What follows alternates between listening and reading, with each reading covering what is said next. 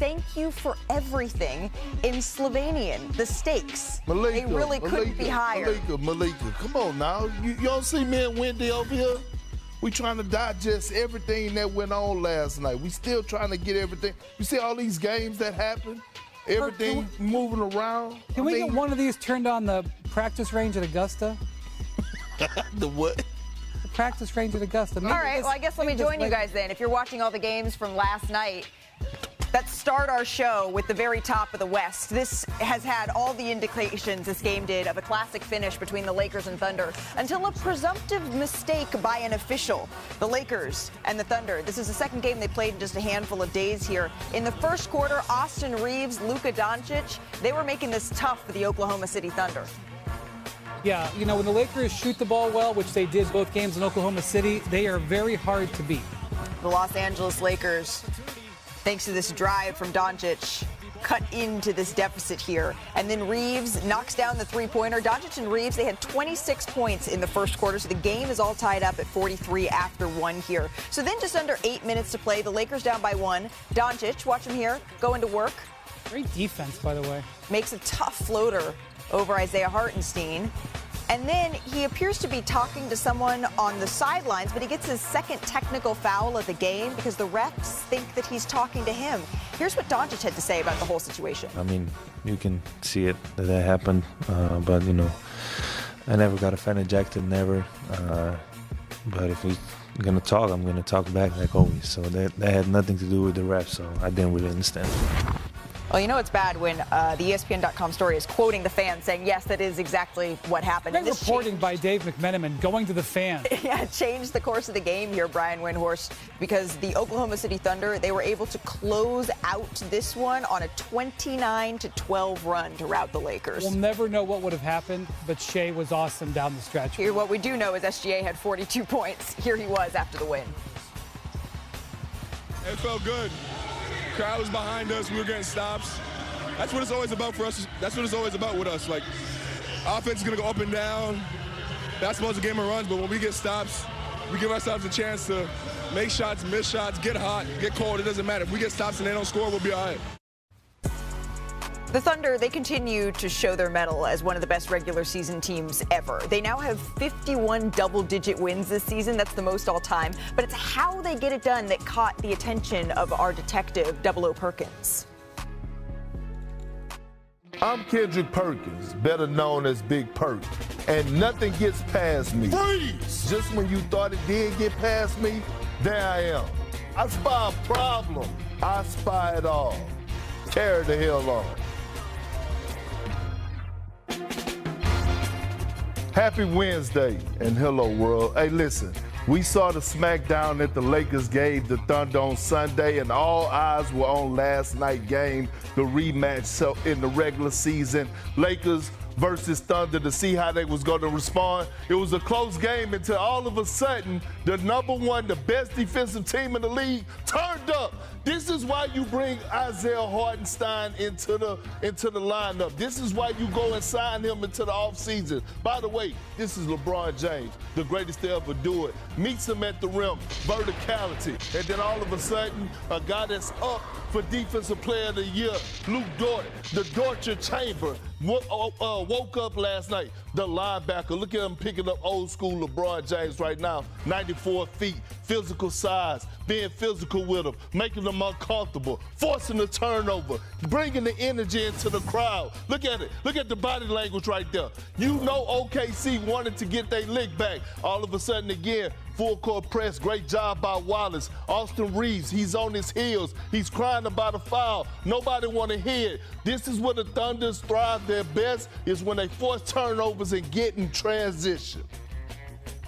Well, Perk, the West, it continues to be wild here down the stretch. Oh, my bad. I spotted the problem. The Oklahoma City Thunder is certainly a part of all of that. But take a look here at the way that the Western Conference standings looked entering Tuesday night. You can see everyone jockeying for positioning. This is how close the standings were. So let's get into the action because all of this shook up after games were played. We start with the Warriors and the Phoenix Suns here. A solid turnaround game for Steph Curry after posting only 3 points Sunday versus Houston. He had 13 in the first quarter on Tuesday.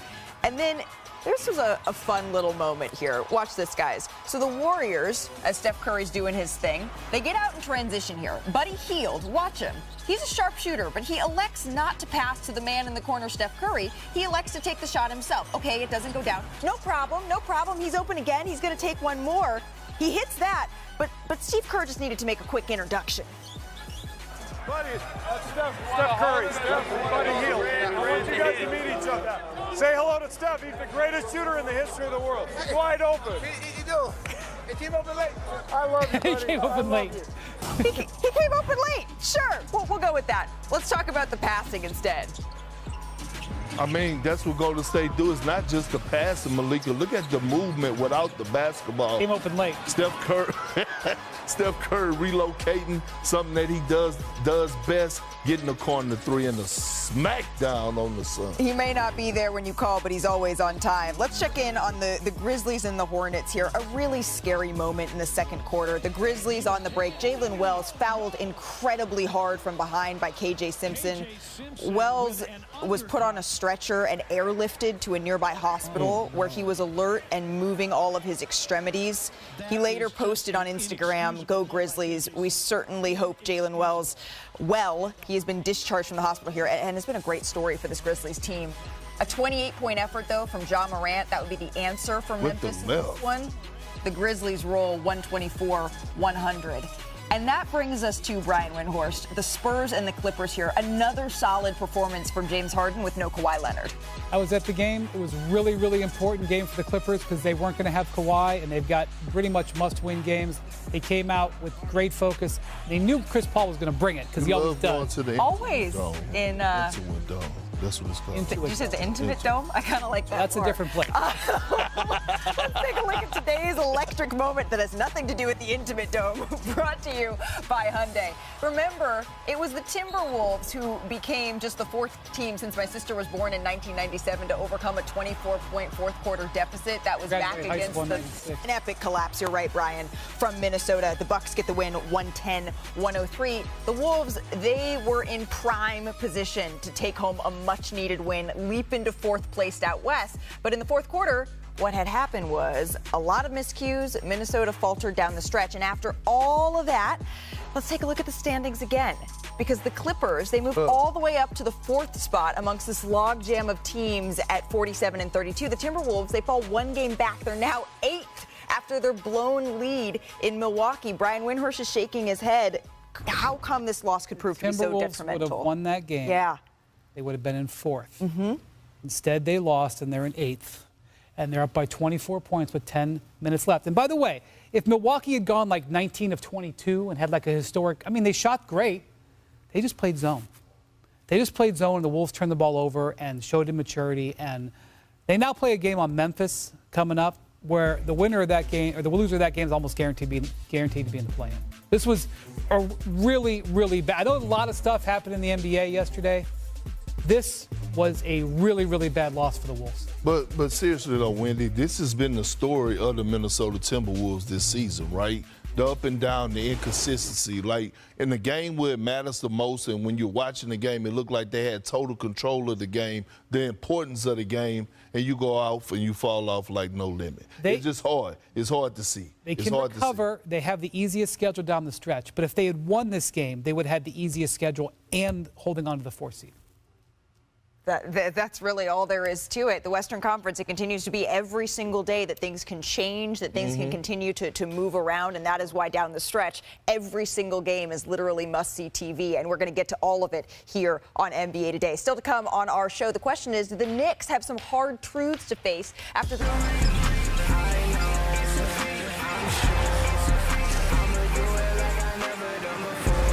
The stakes are high. As soon as there's something on the line, that's when the best basketball comes out. Who will win to get in? The NBA Play-In Tournament on ESPN. Welcome back to NBA Today, presented by Navy Federal Credit Union. Karl-Anthony Towns and the Knicks went into last night with one last chance to get a W against Kristaps Porzingis and the Boston Celtics this season. We're going to pick it up with 6:30 to go in the third. The Celtics up by 4. As the ball rolled to me, I said, this is destiny. Picked it up, just let it fly, honestly, without thinking too much. Yeah, why not? Tatum get the assist on that? Let's go to 4:30 to go in the fourth. The Knicks down by 5 now. Jalen Brunson drives, floats it to Karl Anthony Towns, who lays it in. Perk. I love that two-man game between those guys. And man strength. Hands play there. Knicks take a My boy, T-Moore. And then this is what happened instead. The Celtics tied the game at 107. A clutch shot here from Jason Tatum. And so, naturally, without that foul, to overtime. Mikal Bridges, it goes out of bounds. The Celtics go on to win at 119-117. Porzingis, 34 points. Tatum, 32. Towns had 34. And Brunson had 27. So the Knicks, they've had a really good season. But this year, they just have one area that they've struggled. And it's against the teams you don't want to struggle against. The NBA's elite. New York 0-9 against the Celtics, the Thunder, the Cavaliers this year, with one more meeting against the Cavs to go. That is on April 11th. So let's stay in the East, my friends, as we go coast to coast, because the Cavaliers, they clinched the #1 seed in the Eastern Conference for the first time since 2015-16 with a win over the Bulls. Perk, how seriously are you taking the Cavaliers after this impressive regular season? I mean, they're serious. You don't win 60-plus games without being legit. I just think that last night we saw a heavy dose of Garland. Obviously, Donovan Mitchell was out. But again, I'm going to keep harping. More Mobley.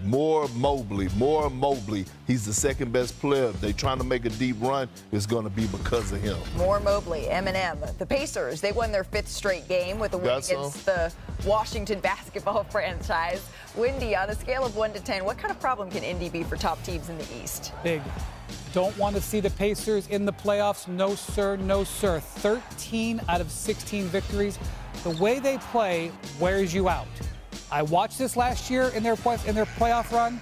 They have a wearing effect over the course of a long series. Rick Carlisle knows how to take advantage of that. They're going to get home court in the first round. And I love a team that has a coordinated dance. Moving over to the West, the news that rocked the NBA yesterday when Michael Malone was fired by the Denver Nuggets. Malone was just 2 seasons removed from winning a championship and had coached the Nuggets to a 47-32 record this season. So coaching in the NBA, we know that it can be a thankless job more often than not. Lucrative, but thankless. Of the last 6 championships, 4 of the coaches have been fired by their team. So here's Vice Chairman of the Nuggets ownership group, Josh Kroenke, on what went into the decision to fire Malone.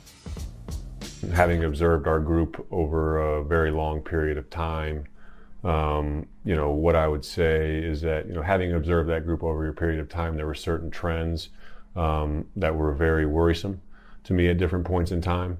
But they would get masked by a few wins here and there. And, in the world of professional sports, when winning and losing is your currency, winning can mask a lot of things. I think that, after talking with my father in recent days, we came to the decision that we were going to be changing these roles at the end of the season. Then your mind then turns to, well, what is the best decision for this group right now?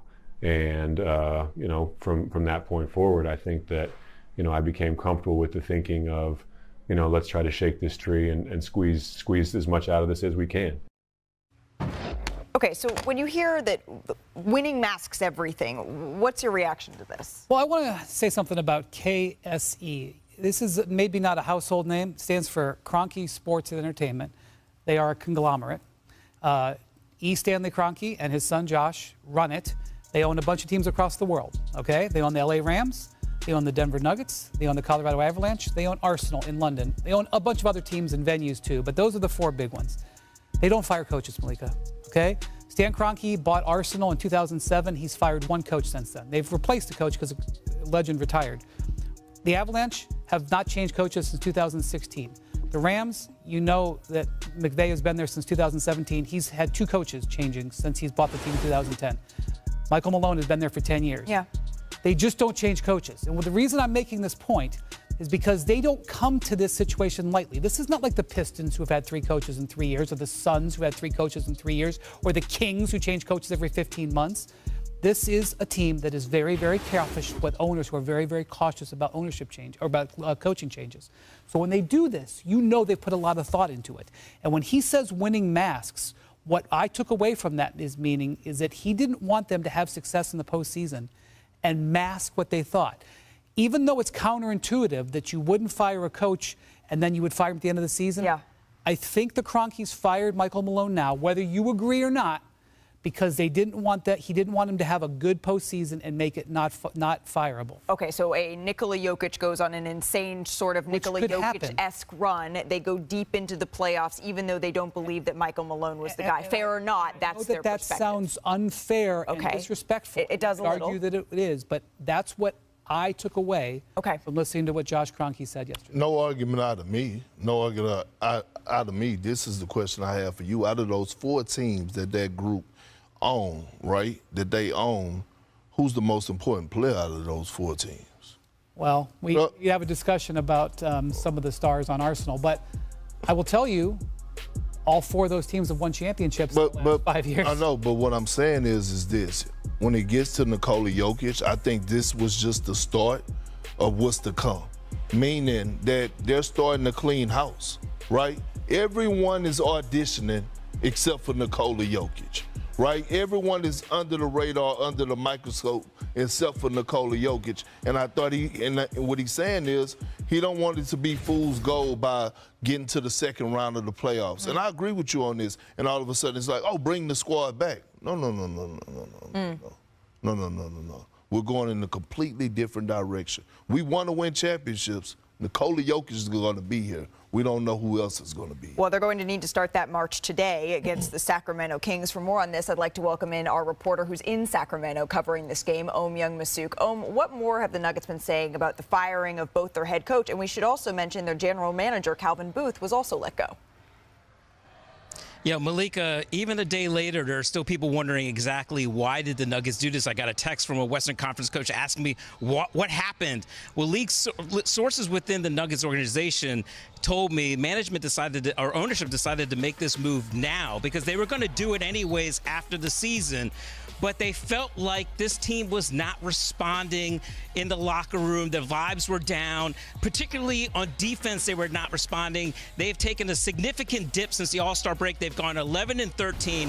And then there's the rift between Michael Malone and Calvin Booth, really largely over personnel. Booth wanted them to play the younger role players. And, of course, Malone wanted to go with veteran players. That was kind of what he won the championship with. It was described to me and everybody else as a Cold War that permeated throughout this franchise. And also, this gives the Nuggets a chance to take a look at David Adelman, a highly regarded coach in the league who's had interviews with openings in the past. This gives them a chance to get a look at Adelman with 3 games to go in the regular season and into the playoff run. They also want to give the best player in the world a chance to make a deep playoff run, and hopefully this will give them a shot in the arm, as it was described to me. Well, the best player in the world is in the... During that ceremony. Gobert is out there. Doncic maneuvers for the lead. Got it! What a shot! Doncic didn't only picture himself spending his entire career in Dallas, he planned on it.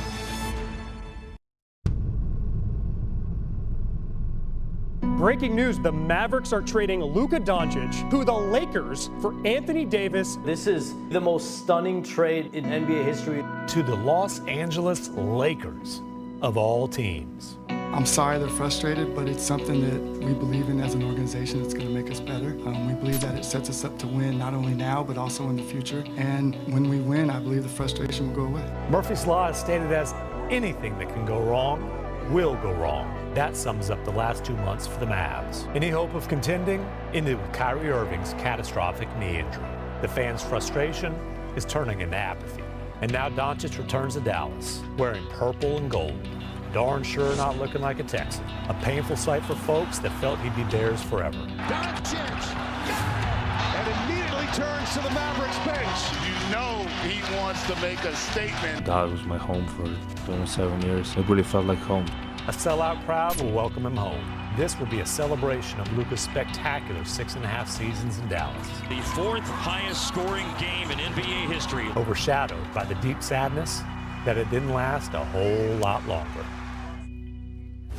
Let's go live to Dallas now. Dave McMenamin and Tim McMahon. Howdy, partner and McMahon. Tim, I'm going to start with you here. You laid it all out, the emotions. They're still raw here for Doncic. What kind of reception are you expecting tonight? Howdy, Malika. I would say 2 words here. Awkward and emotional. Now, awkward will be the reception from the Mavericks organization.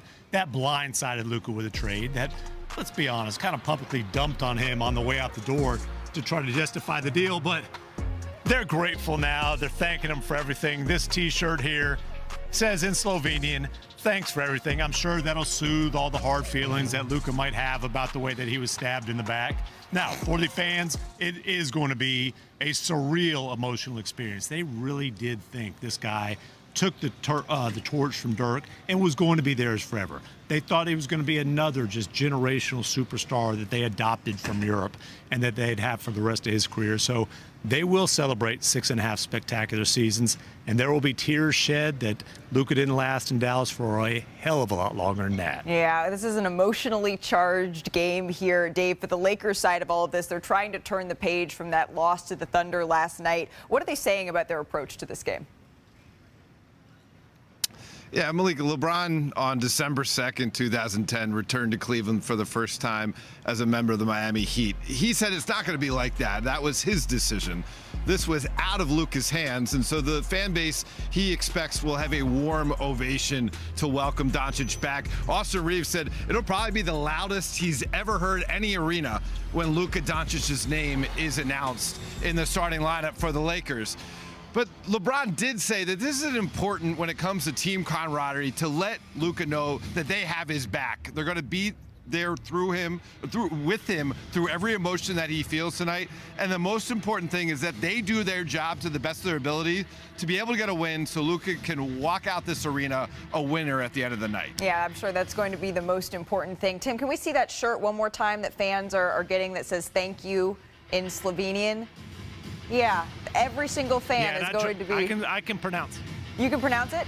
Hey, look, also, at least the Havala, the VSE part I get confused about. Also, no puncture wounds in the back. Look. Oh, my God. It'll double as a tissue. You can dry your tears. Why don't you guys, I'm not expecting you guys to try to, jump into it together. Thank you so much, gentlemen. Enjoy the game tonight. Now we turn to Brian Windhorst and Kendrick Perkins. Perk, I'm going to start with you here. What are you expecting in Luka's return? I don't know. Because going back, although he was traded from there, the emotions are high. And just think a few weeks ago when Jimmy went back to Miami, we all was sitting up here saying, oh, Jimmy go in, he go do this, he go do that. All of us, or was it one specific person up here who said it was going to be one of the best return games and put it on a big list already? Yeah, I probably did that. Yeah, okay. I probably did. Cool. I don't put nothing past me, okay? I probably did. Now, here's the thing. I thought Jimmy was going to do it. But again, Luka, he's going to get the shot attempts. And again, he has to find that motivation, which I believe he will. But let me tell you why I think he's going to play good and why he's going to compete at a high level. Because the Mavs are going to bring it out of him. The Mavs are going to come ready to hoop. Anthony Davis, LeBron James talked about, them having Luka back. Anthony Davis' teammates are going to have his back tonight, along with his coaching staff. Yeah. It's going to be a brawl for it all. There might be some other Slovenian words said tonight that aren't as pleasant that you wouldn't print on a T-shirt. The thing about Luka is he's really, his play with the Lakers is in a lot of ways come down to how he shoots the three. I wish I could give you better analysis and say it's not to do with pick and roll defense and stuff. When he makes his threes, he looks great. Look, he's had a bunch of games where he's just not shot. I think he's had 4 games where he went 1 of 7 and 2 where he went 1 of 9. And he's also had games where he's gone 6 of 10, 7 of 12, 8 of 13. And he's been hot the last few games. Last few games, he shot over 40%. So if he gets out there and that step back is working, he could cook him for 45 points tonight. Right. If it's not working, the Lakers got to go away from it because while all this emotion will be fun, the Lakers need a win. Right. They need to get this win to get that home court established. And that's the ultimate get back, right, is being able to walk into this building and get a win. And there was a time in which we said, okay, the Mavericks, they were struggling to have enough bodies to put out on the floor with all the injuries that they had. That's not the case anymore. Anthony Davis is back, and he is going to want to show the Lakers what they were missing as well. I was in the building when the Mavericks came to Los Angeles for the first time, and I was actually standing talking to Nico Harrison when Luka Doncic came out onto the floor and warmed up. And Nico was watching the entire warm-up go down. And afterwards, right, Luka was asked about, did you see Nico out there? And Luka said, no, I didn't even see him. I wasn't looking that way. That's not what I was focused on. There is still some bad blood about how all of this went down. And I think that's worth revisiting here because, Brian, you had some strong words this week on the trade. Let's just remind viewers what you said. I know we're all going to focus on Luka, as we should. But the Mavericks not getting Austin Reeves in that trade is malpractice. Dr. Brian, elaborate on the malpractice, please. Look, I can get to a spot. And I did relatively quickly, where I understand why the Mavericks traded Luka. I'm not saying I agree with it. I understand. They didn't want to give him the $300 million. They felt over the long haul that makes sense. I can get to a spot where I understand that the one player that they wanted in the league that they could get was Anthony Davis. I got it. I absolutely, I can see that. What I can't fathom, and I'm not alone, because this is a big topic of conversation within the league, is what else was in the trade. What they left on the table. Yes, another first-round draft pick. Yes, a pick swap. But Austin Reeves, who is looking like an all-star since this trade, he has been brilliant playing alongside Luka. He would have been brilliant, in my opinion, playing alongside Kyrie. And here's the thing. He's got one of the best value contracts in the league. Right. Look, if he was making $40 million, which is, by the way, that's the level of player he's playing like right now, and the Mavericks said, we can't have $40 million Kyrie Irving and $40 million Anthony Davis and $40 million Austin Reeves, I'd be like, you're right. You can't in an apron world. He's one of the best value contracts in the league. And even if you didn't think he could play with Kyrie, which I don't agree with, his value would be extraordinary on the contract. So I'm sorry. I know what has been put out there, which is that Jeannie Buss said, we're not trading Austin Reeves. Got it. You don't get Luka Doncic then. That's the way this works. They had the asset that was going to set the Lakers up for the next decade. They were in prime position to get two impact players. They let one go, and I'm sorry. I just can't understand why they let that happen. Well, I mean, she said she wasn't giving up Austin Reeves. Thank you. Have a nice day. We'll see you in the summer. Okay. Gone. And then the deal off the table. Yes. Okay. What? So how will this trade be remembered? We looked at, because clearly months later, we're still talking about it as one of the most shocking moves in NBA history, and looking at the fine points of what else could be included to make you feel maybe better about it. How is it going to be looked at, especially through the lens tonight? I mean, so it comes down to this. The reason that Luka was traded is two reasons. One, they didn't want to give him $300+ million because they didn't believe that he was their guy to take them to go actually ultimately bring back a championship to Dallas, right? Physical conditioning. All that plays a part in a franchise player, Wendy. So, with that being said, this is how it's going to be remembered. Luka Doncic has to win the NBA championship. If he don't, then no one should say nothing about the Dallas Mavericks or Nico Harrison and what he's done. If Luka finished his career without an NBA championship, was it really a bad trade? That's fair, but we're a long way from being able to declare that. Are we a long way? How long is, let me ask you a question. This is why I asked this. Are we a long way when it comes down to Luka habits? Hold on, Wendy. Luka habits. He don't have the same body type as a LeBron James. We heard what Nico, we heard the soundbite. We just played it a few minutes ago. Nico Harrison sat there and said, when we start winning, people look at this differently. If that happens, that will happen. Winning cures all. Luka Doncic, he did say this in the Los Angeles Times today, though, when he was asked about people who criticize his work ethic or criticize his body type, and he said, they have no idea. I didn't end up here by mistake. I worked my off to be